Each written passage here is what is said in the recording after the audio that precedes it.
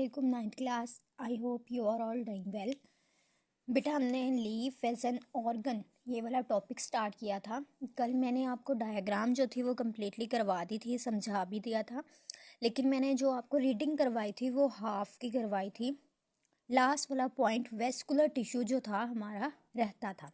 बेटा आपको पता है अपर एपिडर्मस एंड लोअर एपिडर्मस के जो सेंट्रल पोर्शन था दरमियान में जहाँ पे मेसोफिल सेल थे वहीं पे क्या थे, जाइलम एंड फ्लोएम भी प्रेजेंट थे।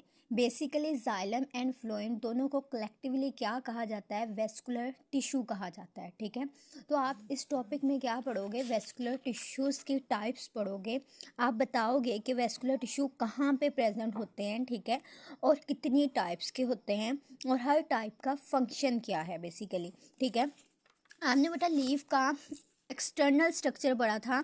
आपने देखा था कि लीफ के सेंट्रल में जो लाइन होती है उसको बेसिकली हम मिडरिप कहते हैं, और साइड से भी कुछ क्या है, लाइंस बाहर निकल रही थी, इनको क्या कह रहे थे, वेन्स बोल रहे थे। बेटा ये जो वेस्कुलर टिश्यूज़ होते हैं वो बेसिकली इन मिडरिप और इन वेन्स में भी क्या होते हैं, प्रेजेंट होते हैं। ठीक है, आप इस पैराग्राफ में 2 टाइप्स पढ़ोगे, एक होती है xylem tissue and second type है फ्लोएम टिश्यू। बेटा जाइलम टिश्यूज़ का काम होता है कि इसने रूट में से क्या होता है, पानी को ऊपर वाले पार्ट्स में लेकर आना होता है, अपर पार्ट्स में बेसिकली लेकर आना होता है। आपको पता है प्लांट्स जो होते हैं वो पानी को कहाँ से अब्जॉर्ब करते हैं, सॉइल में से अब्जॉर्ब करते हैं। तो सॉइल में से रूट्स ने पानी को ऊपर वाले हिस्सों में लेकर जाना है, मतलब स्टेम में लेकर आएंगे, स्टेम से लीव्स में लेकर आएंगे। ठीक है, नेक्स्ट है फ्लोएम टिश्यू। बेटा फ्लोएम टिश्यू का काम होता है फूड को कंडक्ट करवाना है। और अगर आप ने ये टॉपिक फोटोसिंथेसिस वाला पढ़ा हो तो थोड़ा सा आईक्यू वाला क्वेश्चन है। तो बेटा आपको पता है फूड जो है वो रूट से नहीं जाएगी।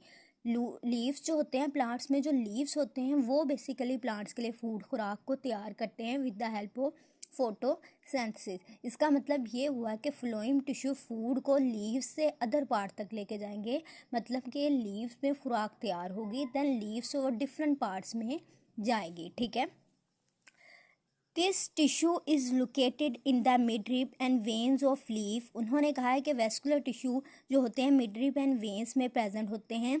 It is called a complex tissue. इन्हें क्या कहा जाता है, कम्प्लेक्स टिश्यू कहा जाता है, क्योंकि because it consist of 2 tissues. क्योंकि बेटा इसमें 2 डिफरेंट टाइप्स के टिश्यूज़ होते हैं, हर टाइप का जो होता है अपना फंक्शन डिफरेंट होता है। Xylem tissue and phloem tissue.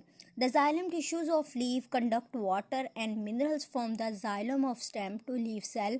Xylem tissue जो होते हैं लीफ को water and minerals को कंडक्ट करते हैं, कहाँ से बेटा, स्टेम से लीफ तक, मतलब वो रूट से पानी को अब्जॉर्ब करेंगे, रूट से स्टेम में जाएगा एंड स्टेम से लीफ तक आएगा।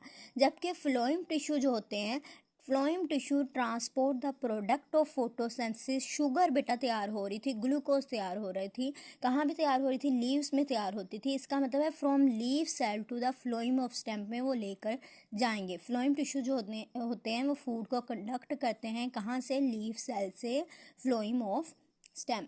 बेटा यहाँ तक आपका ये टॉपिक जो है वो कंप्लीट हो गया है। ठीक है, ये वाली इसकी डायग्राम थी।